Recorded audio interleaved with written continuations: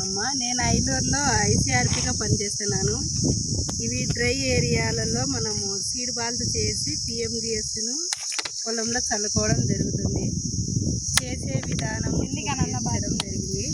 First మొదటగా గోనె సంచి తీసుకొని అందులో మనము పిఎండిఎస్ విత్తనాలు ఏవైతే చేయడానికి వీలుగా ఉంటాయో వాటిని గోనె సంచి మీద వేసుకొని మధ్య మధ్యలో బీజామృతంతో తడుపుతూ 3 కోటింగులు మన్ను అంటే పుట్టమట్టి కెమికల్ వాడని మన్ను తీసుకొని 3 కోటింగులు మన్ను వేసుకోవాలి.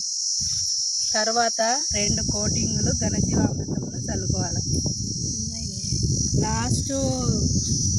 లాస్ట్గా 6వ కోటింగ్గా బూడిద వేసుకోవాలి.